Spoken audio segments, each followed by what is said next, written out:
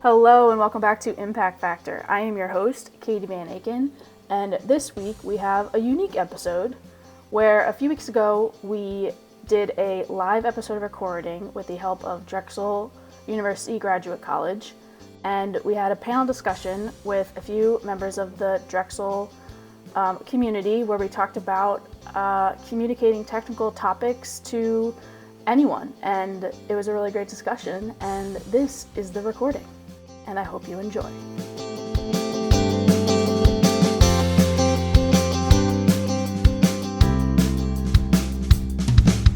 This is the very first live episode recording of the Impact Factor podcast. So, welcome.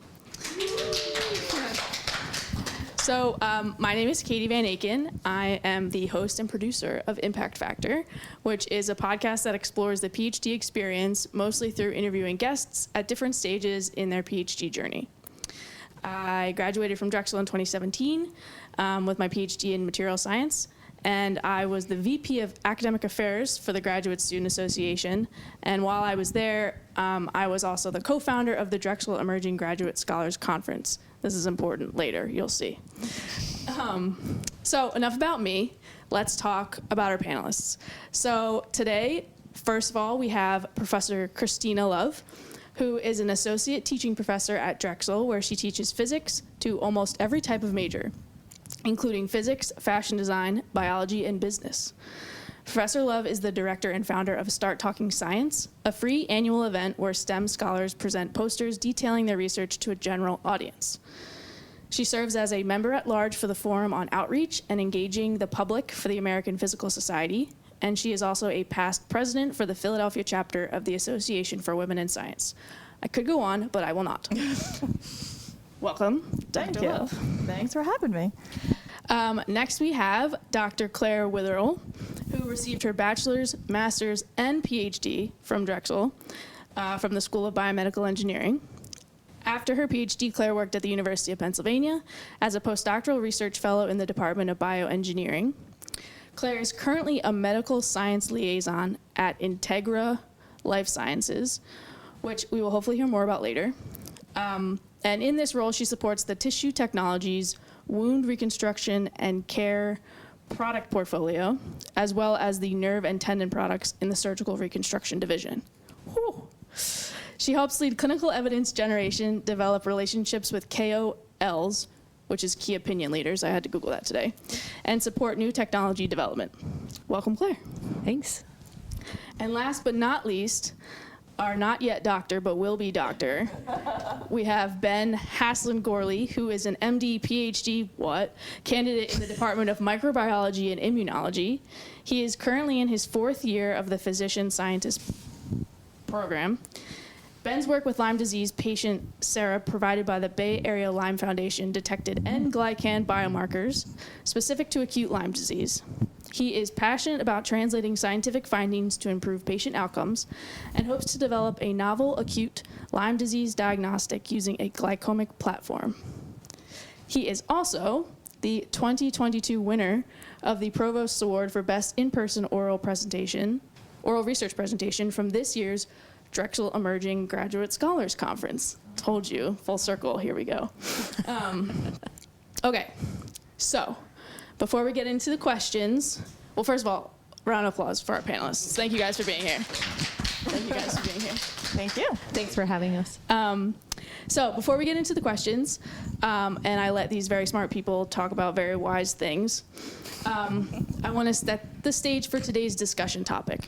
So we named this event, or this episode, Dumb It Up. And specifically, that is to emphasize a more positive connotation to a phrase that is often used when referencing technical topics, and that is dumb it down.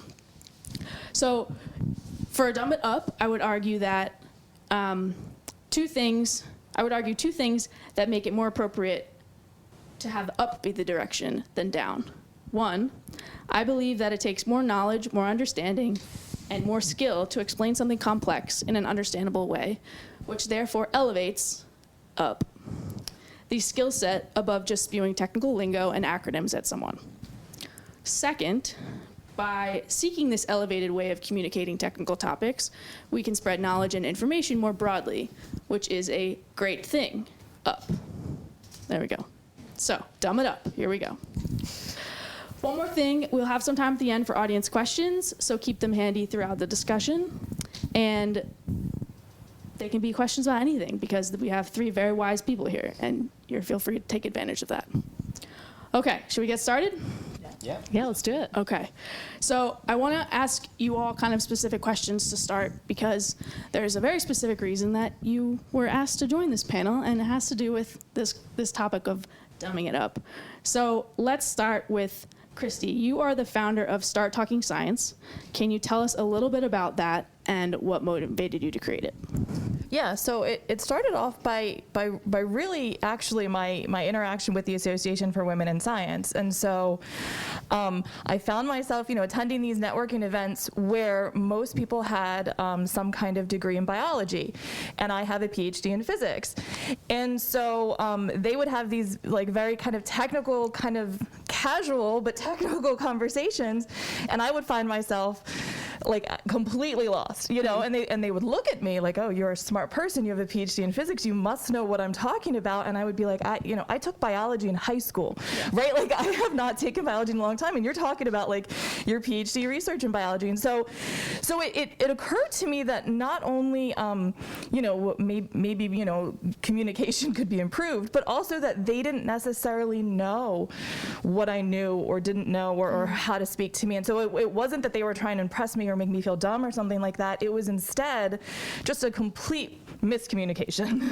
And so Start Talking Science is this event where STEM researchers get a chance to try to get to that level of not speaking down to someone, not dumbing your work down, but having a real conversation, actually getting through to the person you're talking to. And so it's kind of like a technical poster conference, but it's non-technical. And so it's the same kind of layout where it's casual, you walk around and you chit chat with people, but instead you're having hopefully a real conversation with someone who's actually interested in understanding what you do.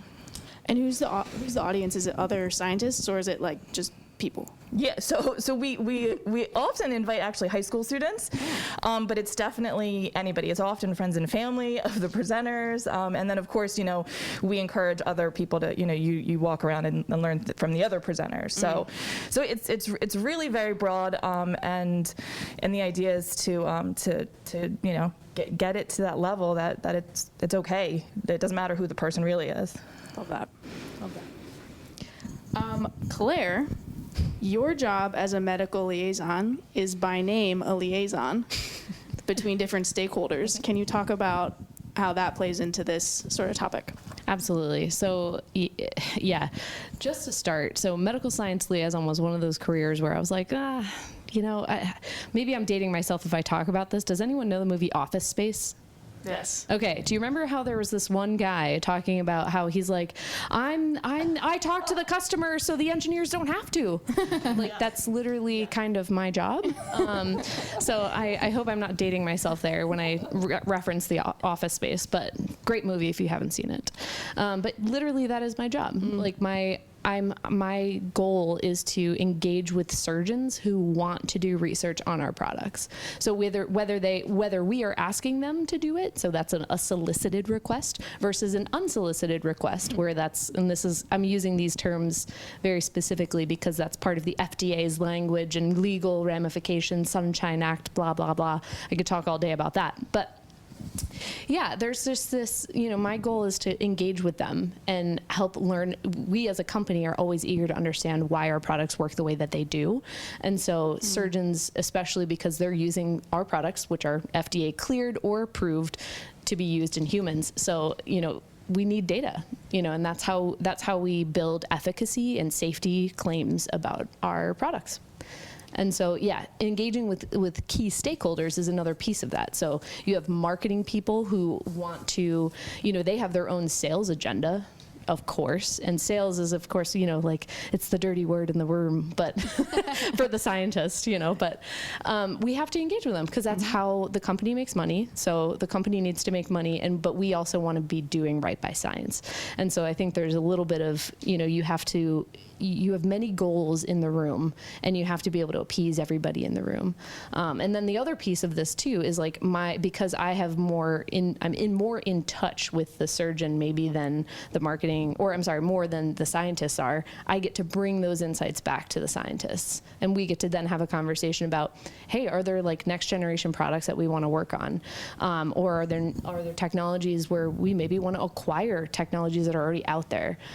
So those are, that's like a business development strategy component. So I apologize, that's a very high level overview of medical science liaison, but that kind of encompasses it all. Yeah, very cool. And I feel like you told me once that someone during your PhD was like, you'd be really good at this, and you were like, nah. And here you are. Yeah, it's like, I hate to say it, but somebody did. This was actually my PhD advisor, Kara Spiller. She was like, Claire, you should really do this job. You'd be really good at it. Yeah. And I'm sure we're going to get into the podcast, which I'm really excited because I think one of the things that she noticed in me was that she's like, you have an ability to communicate naturally, or, you like communicating with people. And I was like, yes, I do. But I also really love science. Yep. And, part of me feels like I'm selling out if I go on this route. And so, but here I am a couple years later after she said that. And as much as I, it's like, well, I think she was right, but she was right. Can I add something to that? Yeah. Because so often, especially in academia or just school in general, growing up, you think, okay, this is math class, this is biology, this is history, but the world is just like the world, right? So it's not those like silos don't exist. You have to be able to communicate across all this stuff. There's a thing that has to get done, a product that needs to be sold or a building that needs to be built, and you have to work together, right? And so it's just part of the world. It is, yeah. I think too often when we're in grad school and in the ivory tower of academia, as much as I love, I had a great run in academia, and I very much has a special place in my heart. But I think that it's almost like the grass can be greener, it looks greener, and sometimes it can be greener. So there's part of me that's like, I wish there was some more of that communication, when you're in the thick of it. And sometimes that doesn't always happen, but that's okay. Academics love to make more academics. That's what they do. And I love that machine, It's true. I have a big appreciation for that. It's true. Speaking of academics, Ben, you have decided to tackle an MD and a PhD at the same time. Yes. The classic multitasker. But I want to talk to you about your award, the Best Presentation Award at the 2020 DEGS conference. What was that experience like, and was it sort of the first time you had to evaluate how you were communicating a technical research topic?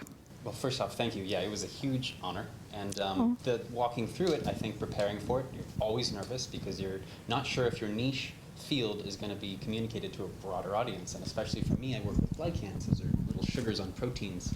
And they have a lot of different characteristics and a lot of different fun things they can do immunologically. But sometimes it's a scary topic because it is rather niche and it's glazed over in most biology classes even. So my goal was to convey a story and share just not so much the deep data, but what I got out of it, and then also a story that is usually based in metaphors. I love metaphors and pictures, and so I tried to incorporate both of those into the talk.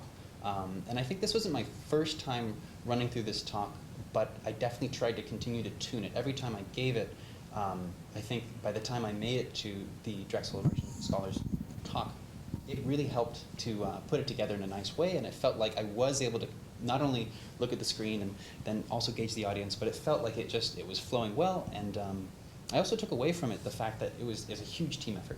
And it's not like it's just me wandering up and just happening to have, there were years of work that went into this that my PI and previous work has been done. So it's, of course, building upon shoulders. So important to give gratitude and thanks to the department, the PI, and all the other colleagues that helped me get where I am now. So always really important to remember that, stay incredibly humble. And then I think just at the conference in general, I was really impressed with the other students. It made me, when I was speaking to them at the poster presentation ahead of the talks, it made me want to work harder because I saw all of this amazing work at all these different levels and fields. And their ability to communicate it to me was impressive. And so it made me want to push harder to always attend as many things as I can and learn from everybody else's approach to communicating their niche or their piece. Cool. That's great. Claire, you presented at one of these too, right? Back in the day? I did. Oh my gosh. Maybe Yeah. this is worth a little, talking about sharing stories, because I feel like stories are always a good way to share a message. So I think it was maybe it was the first year. I think it was the first year. It was the first year. So Drexel decided to host almost like a beta version of the 3-minute thesis. And so the idea was that you would get up and speak for 3 minutes and present your thesis with one image on the screen and talk for 3 minutes about what your research is about in an approachable way that, ideally anyone could appreciate. And I totally bombed. Oh my God, totally bombed. I think there was it's like you're up on stage and there's this big audience and you can't see them. And I was like, and I had talked about my research so often, but I had never been under such a time crunch. Mm-hmm. And it was like, I just think I of course practice, and then you just get up there and you're like, there was like a moment where I just kind of had what I would call a brain fart at the moment, and so it happens. And I think the way you try to recover is, you share some, in the moment you're like, you just kind of live in it and like appreciate that and just be like, yep, it's okay to fail and it's okay to not be great all the time. The best part about that event is when that happens to somebody, usually someone from the audience or the audience will just be like, you got it. Yeah, and that happened. Yeah. So I wasn't the only one too. I think there was somebody else who had a similar bombing experience. Yeah. And the entire audience was so, I even remember I could see your face because I think, and you were you looked at me and did one of these. Job. You were like, you got maybe 5 seconds here, or else you're gonna be disqualified. And so I finally just wrapped it up and was like, but that was what it was. But somebody else did it. But the whole audience was very much rallied around everybody doing well, which I thought was so fun. Yeah. So it was a good learning experience. Not eager to ever do that again. Well, and now you know that. Yes, for sure. So this is for all of you. Have you ever been in one of these situations, Claire, that is sort of an example, but where you're trying to present a technical topic and your audience isn't understanding, or maybe they're disagreeing with you, and can you do anything on the fly to kind of recover with that? Does anyone want to start? This is the awkward panel situation.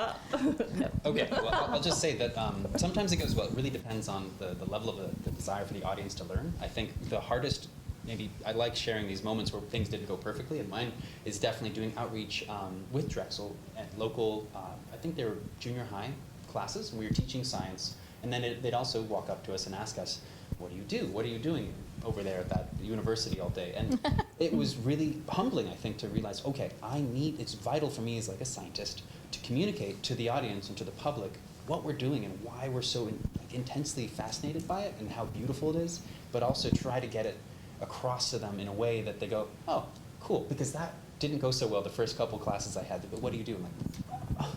And by the time I kind of formulated a sentence, they had wandered off, and I just felt like, I want to get better at that. And I still think that's something I want to work on more, but that in outreach situations for junior hires, I feel like they are a pretty good almost a representation of the average person.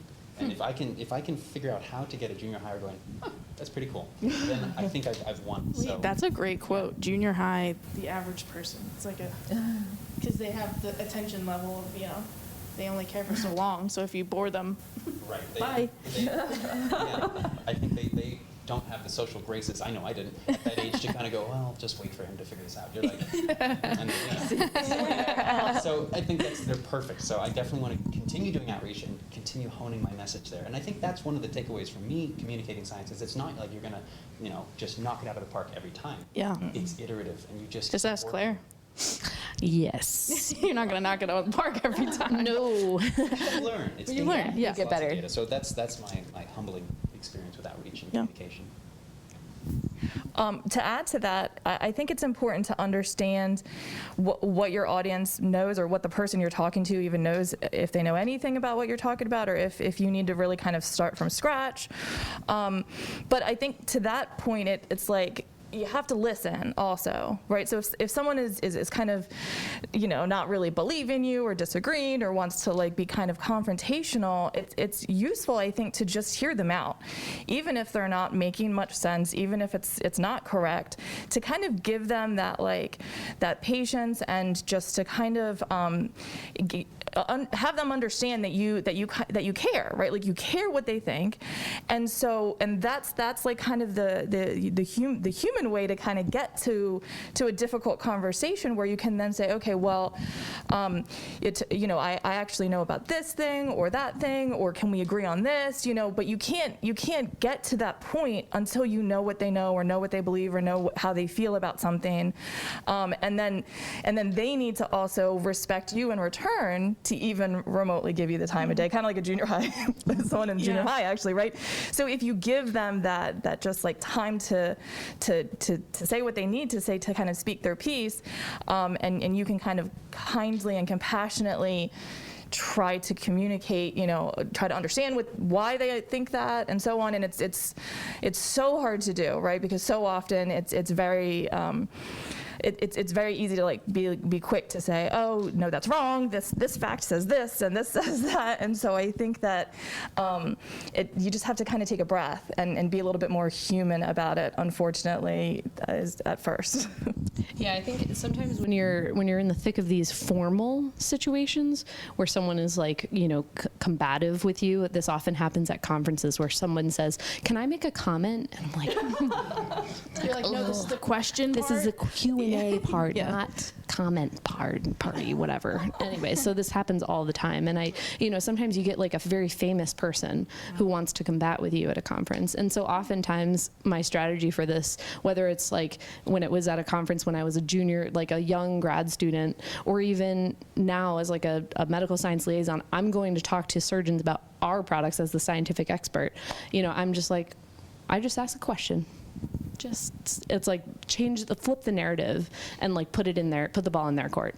That's like a very like tangible strategy maybe. So something I've employed in the past, and sometimes it works, sometimes it doesn't. But one strategy. Yeah, very good. So Ben, you were talking about this experience that you had, kind of learning how to convey something. So this is for all of you. Have you had experiences like that in your career where you've sort of been forced to, like they were specifically, success was, how you could convey this information, like where you practice this sort of art? Did I ask that in the right way? I think I could share a little bit of a story. Okay, great. Which is, I think, I had to do a seminar, which is the thing that you have to do as a rising PhD student. You go to your peers, and they all sit down in a room, you make some slides, and you share your story of what you've been doing all this time. And for me, I was preparing slides and trying to do that a couple weeks out, so I had a concrete idea of what I was trying to say. And I made a slide that was very basic. And it was like, I kind of laughed when I made it. It was just it just had some cartoon cars, and they changed colors, and it showed a cop car and a taxi. And it just showed what I wanted to show, which is you probably get the taxi, not the cop car. Metaphor, right? Metaphors and visuals all together. So Got it. I like the slide. And then we sit down with my PI and a couple of others, we go through it, and she's like, what is this slide? It's not very accurate, it's not very good. And I was like, I know it's not perfect, but I think I can work with it and maybe say some stuff while I click through the slide animation to show my point. And she supported me in keeping it in there. And I gave the seminar, and then afterwards, one of the few things that people actually walked up to me and said, that was great, was that one slide that we were kind of iffy on. But it was because we were, I don't know if I'm brave or just dumb or something, but I'll just happily kind of blissfully make it too simple almost.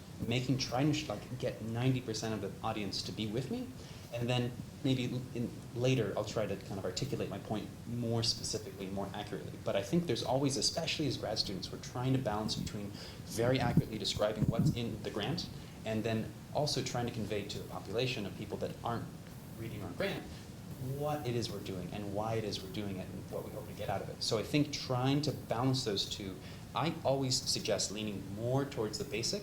You can always add more later, but I think be brave enough to maybe even to the point where your PI is like, that's a little too simple. Like, maybe it won't be. Try it out. And I think that's the other thing, right? So try it on people and see how it works, get some feedback, and see what type of questions they ask you. Because if your metaphor is working correctly or your visual, they might ask you, well, have you considered doing this test? Or what about that? Then you're like, great, you're with me now. So now I can go to the next slide and show you, yeah, I did this next thing. Or, oh, I'm working on that. So that's my little story there about communicating and leaning towards the more basic. Any experiences from you two? Kind of practicing the art of this, Dumbing it up. practicing the art of dumbing it up throughout your career. I mean, lots of it, yeah. So my PhD was on dark matter, and often, at one point I was like, wow, I sound absolutely out of my mind. What am I even talking about? and I all of a sudden like saw it from the other side, you know, one day, and I think that actually helped me really. People don't believe in that stuff. What are you talking about?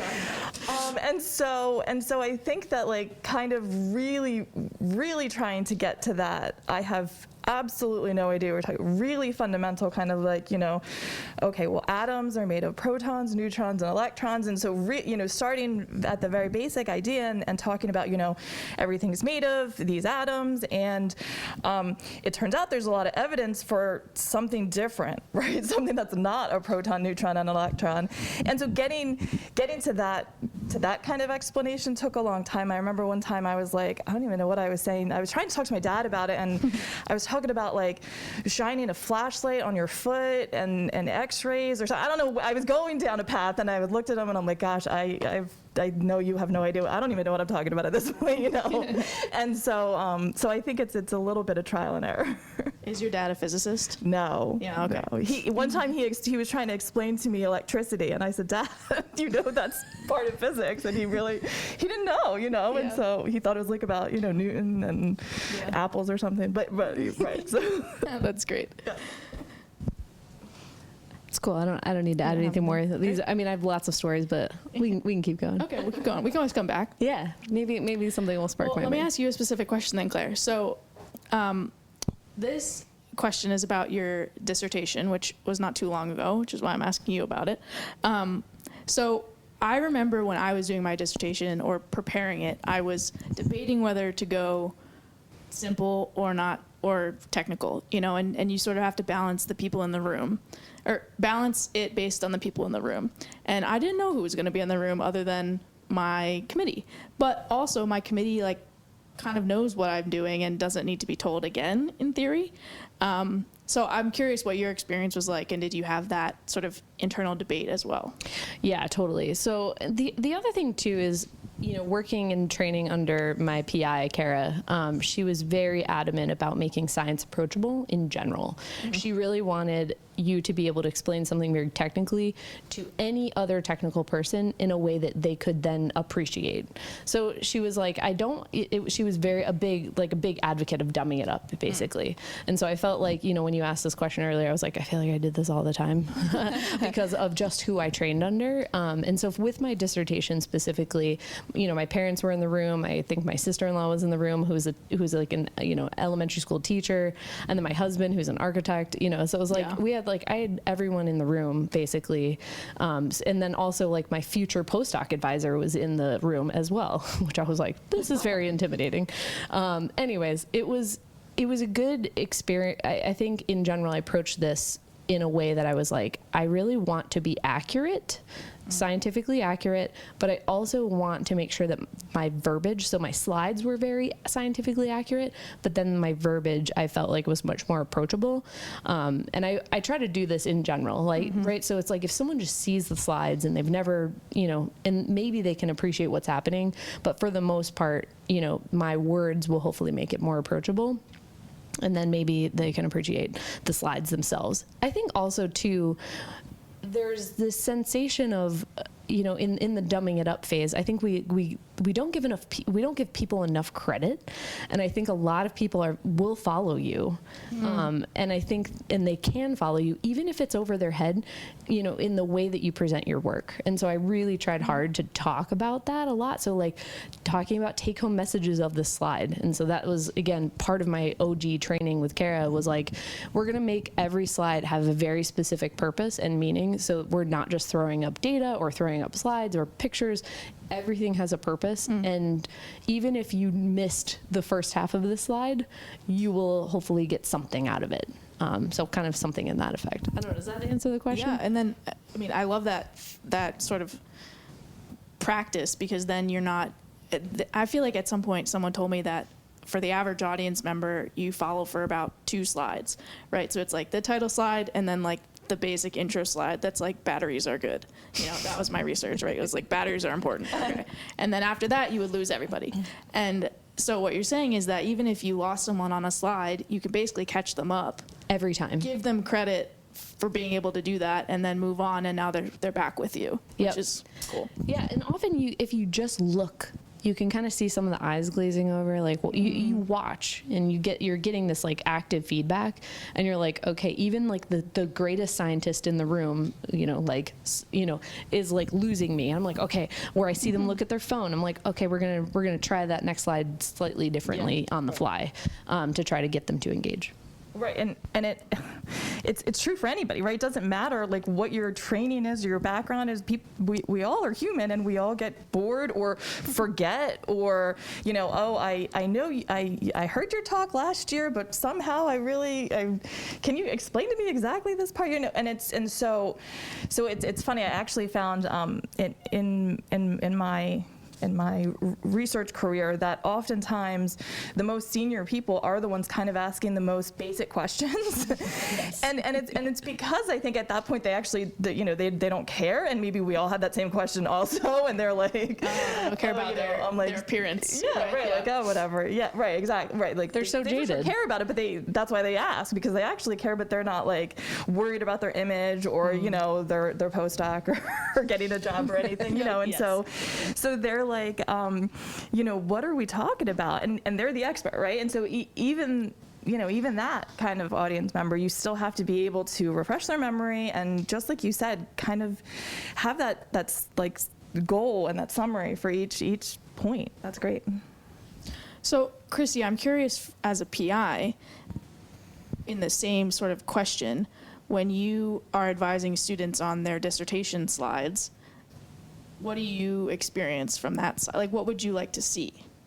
Yeah, so I would argue that even a technical topic can really be, like that verbiage that you were saying really can be brought to a level that anybody in the room should get something out of it, right? And I think for sure you need to be able to do the work, you need to do it correctly, and you need to, understand the technical, when you get a technical question, you need to actually, really understand where did that come from, why did it happen like that. But, and in physics often also people are so tempted to like throw up a bunch of equations, and it's like that doesn't help anybody, right? Like Classic and so you're just like, to tell me like why are you using that equation, and what kind of plot were you able to make from that? Do you really need to show me the equation? Yeah, right. Because, right. And we'll so just talk about it.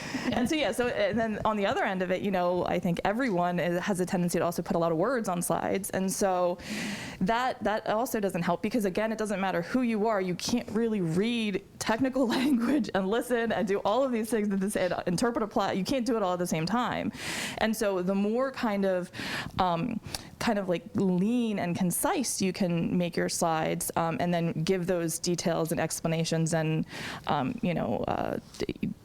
analogies and so on in your words, the better. Just to add one more little thing on this, I often, I don't know, maybe I was the only person when physically working in the lab that I wrote in my journal, I wrote in my lab notebook a journal. It was like, Dear Diary, today's experiment failed. I need a beer. Yes, I want a beer. No. What are we talking about? But I think that what I'm trying to say is that often when I give presentations about data, for example, and I'm throwing up a graph or some visual, I often would talk about, man, this was really surprising. And I would talk about it in a formal presentation like this, where I'd say, see this piece of data? This right here, and like make it very, apparent, and say, this piece was really exciting to me because, and I would say, I like to add that commentary, because I think even just general enthusiasm about your science can also just rake your audience in. And I think that sometimes that's really not trained in STEM fields in general. And so that was another piece of the puzzle that was important to me. Ben, are you getting all this? Well, I don't think Ben, I mean, clearly he won this amazing provost But his award. dissertation is going to be the most exciting I can't wait. presentation ever. I was like, you better zoom me in. Yeah, fireworks, I think music. that, yeah, it's I want to learn about those going sugars. to be on the news. Good analogies and clear slides. And So, Ben, I have a question for you. So, you're still in your program, obviously, and you've talked about some experiences you've had doing like the DEGS conference or in outreach, but do you feel like there are any opportunities as part of your program that you don't have to necessarily volunteer for that give you this type of training? Well, I think there could always be more. I'm sure that if there are major ones that are probably just skipping my mind right now, we do have grant writing classes and a number of actually higher elective, upper elective classes where we take them. They're very small, and the point of the class is that we write a grant or something like that, and that's a percentage of the grade. But then we also sit down and listen to each other pitch a couple slides worth of information, trying to say, this is the little mini grant I wrote. Here's why you should care about it. And I think then there's an opportunity for some really honest feedback from people who have watched you work over a couple weeks or a semester worth of time. And there's this great honest feedback where they don't mean anything mean by it, but they'll clarify. They'll say, well, this didn't really make sense, or I know this is what you're looking at, but how does that slide represent or relate? So I think there are, in elective classes, there are opportunities for it. The seminar as well, everybody gives a seminar during their PhD research. That's also a fantastic opportunity because every peer in the room has a little piece of paper that they write down a lot of different feedback on that are just check boxes. So and then a little written comment as well, so that after my seminar I could see what worked and what didn't. And that was great because it's anonymous and you get that opportunity to think about, okay, how'd that go? Okay, I can improve here, here, here. And then even instructors and PIs would pull me aside and say, this was great, but what about that? And it was just really helpful to feel like I was surrounded in kind of a safe space where I could make mistakes and do my best and then still build off of that and get better. I think that's something that's really highlighted, at least in my program, is making sure that you just keep getting better. Don't be happy where you are. Be content, but then push harder. Well, I'm a little bit surprised, but also encouraged to hear that you have these grant writing classes. That sounds cool. And is it part of your PhD or your MD? Do you know? It's part of the PhD. Most PhD programs, at least MCBG and the microbiology and immunology programs, have grant writing classes. Oh, okay. but are these required or elective? They're required. Oh, yes. Interesting. Yeah. Wow, that's Is that new amazing. or is that Well, I unique? can't speak to the duration of time Yeah. that it existed, but all the PhDs back a number of years have all taken the grant Yeah. writing classes. But I mean, that I wonder if it's related to bedside manner, kind of communicate, like medical doctors are always thinking about that, and maybe other STEM fields aren't there yet, because I don't think that we have, so you were in engineering, but I don't think we have that in COAS either. Yeah, even in BME when I was here at Drexel, it was not included as a part of like the base level curriculum. Yeah, that would be great. But that would be awesome if it was. Yeah. Instead Yeah. of like some other elective that I can name many that I didn't like. But that would have been a much more beneficial one. because even if you're not in a career that requires you to write grants, it's the concept of Yes. conveying something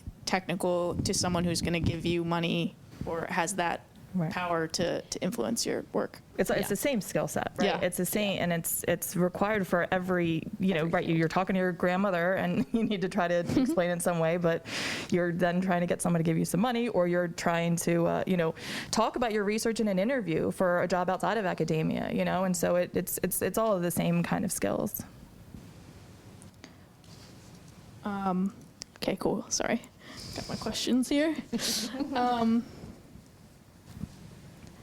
Have you guys ever tried to explain your work or your job to your grandparents? And how did it go? Yes. Yes. Or It your went. It parents? went. It went. It went? No, I think it went quite well. So my work was literally studying the immune cell response when we implant any sort of biomaterial into the body. So when you think about a skin graft. You think about a vascular stent. So of course, stents was like something I could easily talk to my grandparents about because they all had some, or bypass surgery. So it was like I would always tie it to something, some procedure that I knew that they had, which is very helpful when you're studying, biomedical engineering.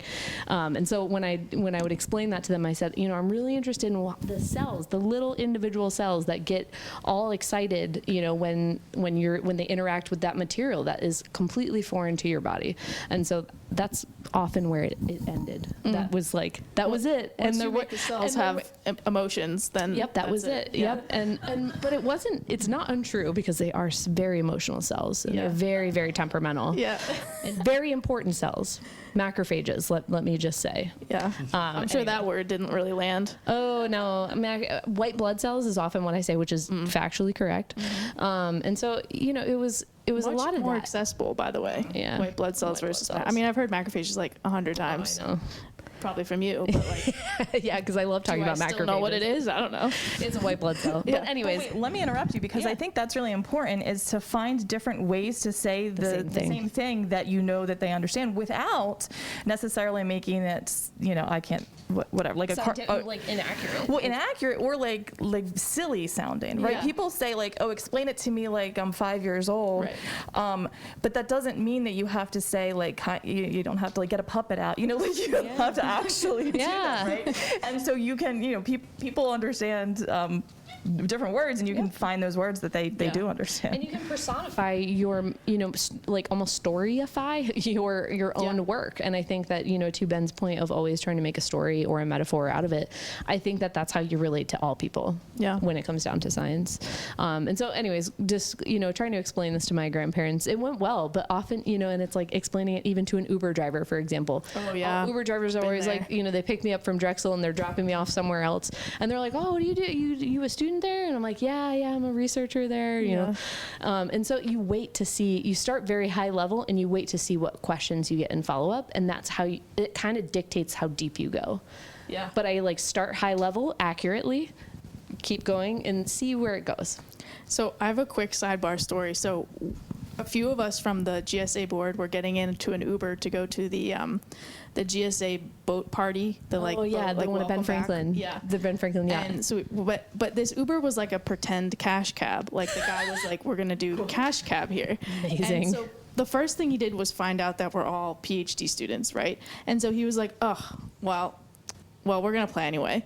We didn't know a single question because they were all like very pop culture-y and like things like that.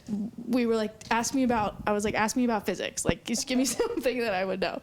But anyway, he was very nice. He gave us hints for all the questions, and we ended up getting them right at the end with a lot of hints. And so he didn't charge us for our ride. Oh, Cash cab. that's pretty awesome. Yeah, good story. Yeah, I like it. Yeah, it was a good experience. Either this is really common, or maybe I heard that story.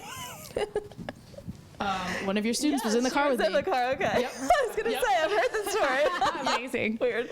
That's good. It means I didn't make it up. Like, That's right. Like I remember it correctly. I guess that's always the fear. Right? How did it go for either of you trying to explain your research? I mean, dark matter, I feel like, is and also what about the glycoproteins. non-medical stuff? How does that go? Those are tough, you know. Well, so I'll switch the question a little bit to my son, who actually, he's 7 now.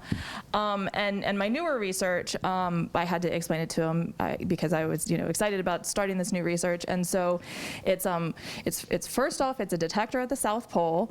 It's buried inside the ice, and what it's able to do is detect particles from everywhere, but we're looking specifically at particles from outer space. And so, okay, so I'm getting you there also, but the idea is that I'm with you. That you look up at the night sky, and maybe you get out of the city and you can actually see some stars, and you see the light that comes from those stars. Okay, and so kind of the goal in this neutrino astronomy is to look at the sky instead in neutrinos, right? And to be able to see and detect so many particles that came from that part and that part and that part, and almost kind of be able to make a picture in just the same way that we're able to look up and see the light, but now the detector is able to see the particles.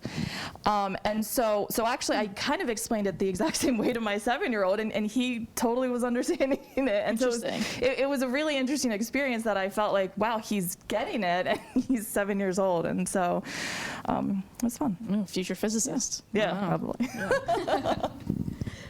I think that I'll switch it a little bit too. I think what I was doing at the time when my grandparents were alive was accessible and understandable, and I think they always derived a lot of joy, because I think I'm always excitable, especially on stage. I definitely, when I'm giving a talk or something like that, if they're don't see sitting it. in the audience, they can tell I was having a really good time, and I was pointing over there and doing this and that, and I think they would come away with a good feeling. I remember my grandfather would always be, he's still alive, but he would always be like, I didn't understand a single word, and I'd be like, but you did. But I'm Yeah, so I saw proud of nodding. Well, he would, yeah, very proud, but he would, I say that almost jokingly, because I could see him at different parts of the talk, kind of nodding, like, oh, okay. So I think he's just pushing me to be even better. But for my parents as well, I think that was really good practice, because they offered, like, they care. They want to know what you're doing. And so I use them as test subjects. I try different metaphors and see what works and ask them, did that make sense or not? And I think they're just awesome opportunities to share what you're doing and have a different type of conversation with them, where they provide feedback to you about, well, that kind of made sense, but what about this part? And it just helps move you along forward, and it's a fun conversation, better than, you know, what you're grocery shopping or if you're wearing a sweater because it's cold. It's just a little bit more fun. So I definitely think the resources and the tools, and I think once you hack it, it translates to a lot of different populations as well. Nice. So we sort of touched on this a little bit, but Christy, I wanted to ask you, as the one here with the most experience in the field, any field, I don't have any experience in their fields. you have an experience in a field, in talking about science? How about that? Sure, okay. Cool. So do you see like habits or things that students, even professionals, do that you think could be knocked or improved upon in this world? Yeah, I think actually Ben touched on it before, a little bit of being humble, because so often when you're talking to someone, I think you're trying to impress them, and when you're listening to someone, you're trying to impress them, like, oh yeah, I know what you're talking about, but you don't know what they're talking about, and you're nodding along and smiling, Which is just counterproductive. and then they're actually it.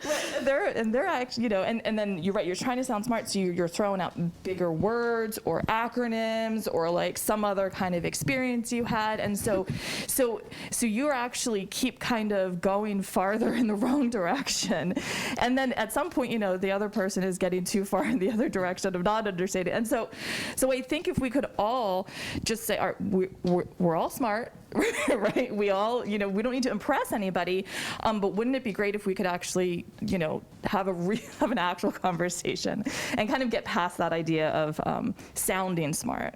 Oh, I love that. Someone I met recently used the phrase "check your ego at the door," meaning like, leave that out there. Like, let's have a smart people like conversation without dealing with that stuff, right? Because it gets in the way, right? Yeah, very interesting. Well, I wanted to open it up for audience questions, if there are any. If there aren't, we'll just keep going. Great. All right, well, I want, do you guys have anything else to add? Otherwise, I have a wrap-up question for each of you. Nope. No? Great. Okay. So I've been asking all of my guests on the podcast what advice they would give themselves when they were in their first year of their PhD. And one, because I think it's fun to make you guys think about that, because with all your wisdom, it would be lovely to be able to talk to your first year PhD self. But also those people who are, you know, in that first year can really learn from that. So Ben, let's start with you. I think, yeah, because I have the least to add here, I think, because I was just there. I would say make lists and stratify lists. So lists of like, I need to do this today, month, couple months, committee meeting, year. And just, they don't have to be accurate or comprehensive, but just trying to get stuff on a piece of paper. For me, at least, I'll just bumble along until I meet people and they say, have you done this? I'm like, oh, no, I didn't remember that. Thank you. So I think that leads to point two, which is like, find friends with peers, and also find those that have been in their third, fourth, fifth PhD year. They have been suffering and also learning and loving what they're doing, clearly, because they're here. But they're awesome resources, and it's rewarding for them to get to help people who are in your place, because that's kind of what they're there for. They now are a little bit more of a top dog, and they can offer really good advice because they were exactly where you were. The classes were the same, hopefully, and everything just kind of clicks well so that they can convey really helpful, ooh, I messed up because I forgot to turn this form in at this time. Had that meeting earlier. And then lastly, I think just celebrate the success. Definitely celebrate when something goes well. Really like hold it up and go like, yeah, you don't have to show it off to anyone. You can, but just enjoy it for yourself, because I think so often a lot of my peers are always like, oh, and they're working so hard. I can see it. I'm so inspired by them. But I'm also like, that was great. You just got that to work, and that was really hard. So to celebrate those momentous kind of steps, rather than just kind of check it off the list and just keep trudging forward, enjoy, and treat yourself with that respect. And like, I just did that. That's so cool. I love that so much. I wish I had gotten some of that myself, like during my own journey. I think that, you're right. You really get in the trenches, and then finally when the paper gets published or you get the grant that you applied for, you're like, well, that was fun. Let's do the next thing. What's the next thing? What's the next thing? And versus like, hey, let's appreciate this moment. Because I think there is too this idea of like, you want to be humble, so you don't want to celebrate it too much. So there's this like, this juxtaposition of wanting to do that, wanting to celebrate it, but then also wanting to stay humble, because you never know how things are going to go as they, as they continue. In my lab, actually, we somehow ended up doing this trend where we would like announce small victories, but like we wouldn't tell them what it was. We would just be like, I had a small victory today. Who wants to get a beer? And like just that was enough, but a small victory is whatever to whoever, but the point was that you were like, something happened that I'm excited about, and I want you to know about it, I love that. That's even that's even that. The other piece too of this, the flip of this, was sharing the failures. Yeah. And I loved that piece too of like, man, just like I was talking about how I totally bombed, like it was nice to talk about how this experiment completely failed. And maybe it was like because you forgot the right Excel thing or something, like something really like a decimal place or a period in your code or something. And you're like, ugh. But, in some ways sharing some of that you're not perfect. And I feel like that also helps the younger generation too, to say it's okay to make mistakes. It's okay. But I love both. I love both of these things where it's like celebrate the wins, celebrate the failures. They're all important. Actually, that kind of ties into my own advice of I was going to say, I'm just going to insert myself here.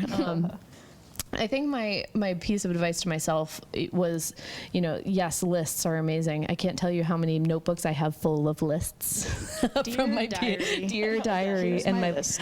Yes, this is the to-do list that you still have yet to finish. Yeah. But I think trying to do more sooner, or sooner than you think you need to do it. Something to that effect. More what? Like do the work that you like, say you made your to-do list. You're like, no, I'll put it off for the next day. No, just do it. Just do it and follow through. So kind of on that note. And then I think the other piece of that was, I think when you have time away from lab, try really hard not to ruminate. When you're away from school, when you're away from lab, when you're away from the responsibilities, just try to unplug. I think too often, Katie told a really good story right before this. I don't know if you want to even share it. Well, I used to do this thing where I was always late for like holidays and Thanksgiving and things when I told my parents I'd be home at this time, and I was always late because I was like, I can stop by the lab and I can start an experiment before I leave. Well, that's great, and it was a good use of my time, but then while I was at like Thanksgiving, I was like, I wonder if it's working. Can I log in remotely? I wonder if it's blown up, Yeah, and that was totally like I used to, you try, for example, my stuff was all cell-based work, so it was like get the experiment done right before some holiday so that way I can completely unplug. And so by the time I hit the holiday, I'm like, I'm so tired. Yeah. I'm just mentally exhausted and fully spent, and it was like hard to unplug because I was just thinking about all the things that I did and probably screwed up. So. It's hard though. It really is hard. It's very hard, but if you can do it, try. When you sort of work all the time to not be working and be like, what is this? And even when I could unplug, there was this element of like, I'm not actually unplugging. Yeah. So the ruminating, I think, is, and I've watched some really great TED Talks about how to stop the ruminating, and actually how productive it is to stop the ruminating. So that would be my advice to myself. Stop ruminating. Ruminating. Ruminating. Yeah. Yes. I'll start really specific to my actual first year of my PhD program, and then it's a broad piece of advice. So my undergraduate degree was from a small liberal arts school that didn't have a graduate program. You know, it was very not necessarily. Whatever. Okay, I was feeling a little bit underprepared, I think, and maybe we all feel that a little bit, but for sure I think a little bit more. And so then, you know, when I got to my PhD program, it was a research intensive school, international school, and so it was very like intimidating, you know, and I think that I would tell myself that you can do it, right? Just kind of keep going, and you know, you have the ability to do this. You know you can do it, and you will get it done. And so I think that's my piece of advice. Yeah. I mean, I think all PhD students can benefit from that advice, especially because I think it's maybe lost on many students that they're coming in with like a cohort and everyone has a different undergraduate experience and therefore a different educational background and might have taken that course but not that course. And so you're like, why is my neighbor like acing this class, you know? And so once you start to like compare yourself and start to feel inferior, you know, that's where it can be detrimental. So again, easier said than done, but Yeah. listen to my podcast, maybe it'll help. The resiliency piece is amazing. And I think that, you know, coming out of a PhD, that piece of the puzzle for me is invaluable in terms of my life and career, that you just learn this resiliency, that you are so capable. And I think that's maybe undervalued. And that like you can be your own cheerleader. Yeah. Well, and I think that, you know, there's power to positive thinking also, Yes. right? So, you know, the more you think, oh, I can't do this, there's no way I can stick this out, this is taking too long, whatever, and that's gonna then start to actually like pick away at you, right? Yeah. So flip it around, right? I can do this. Can do this.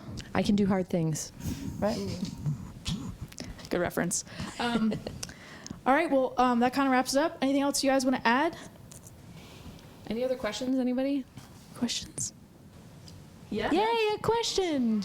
Conferences, do you have any advice for like if there's people with lots of different technical expertise or like kind of in your field but not in your field, how to gauge their background without kind of insulting them and then kind of tailor what you're saying to it? I'm going to repeat the question into the mic for the podcast.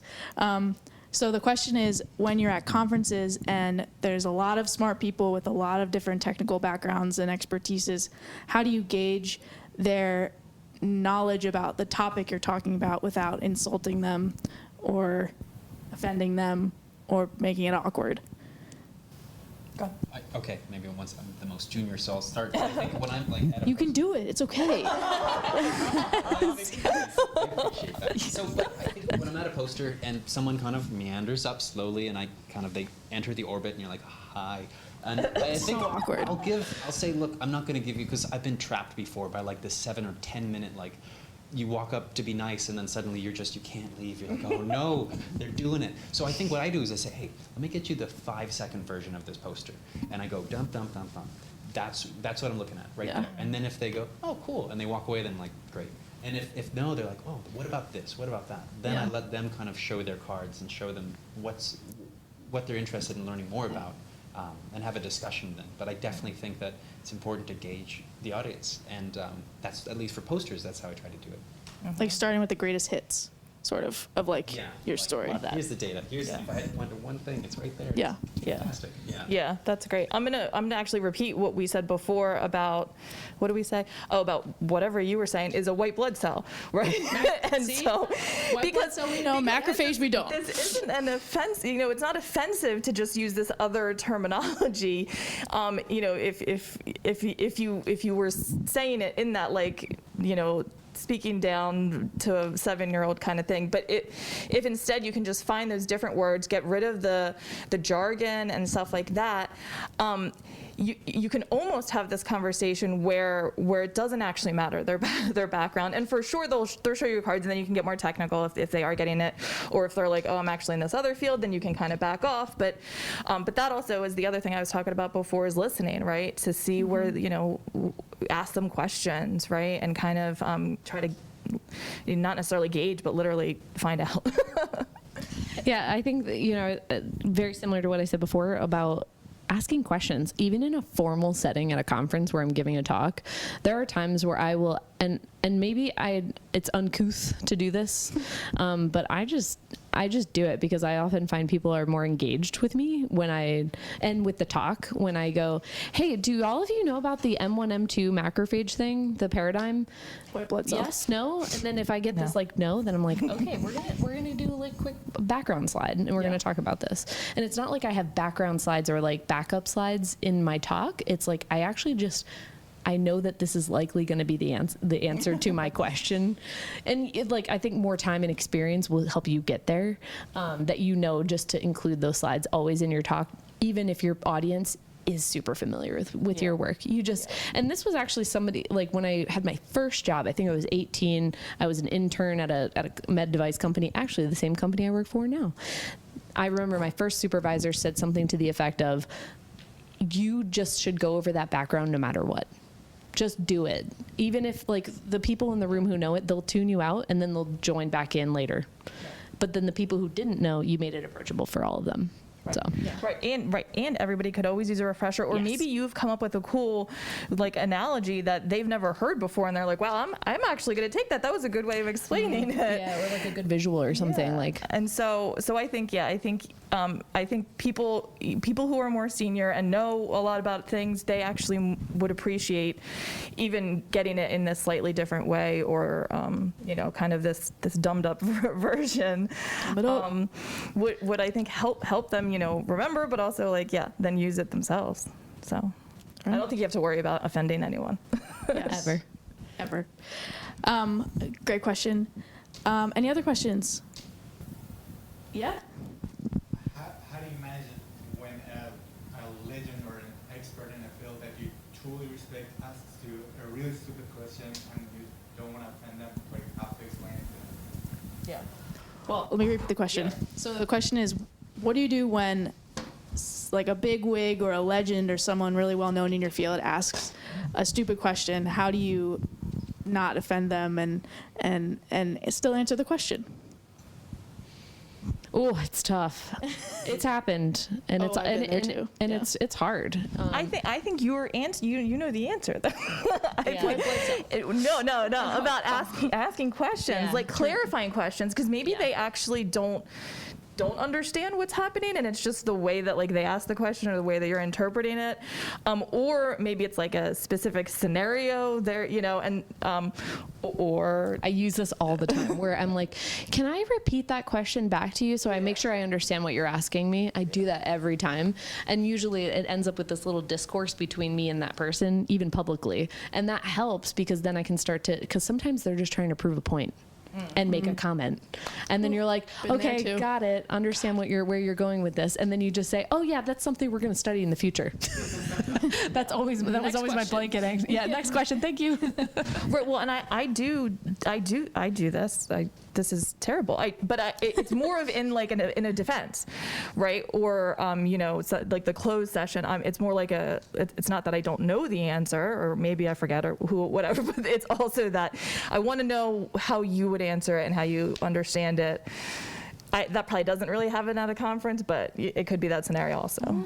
You can't take the teacher out of the professor sometimes, Good question. All right, well, we're out of time, so we're going to wrap up. Let's thank our panelists once more.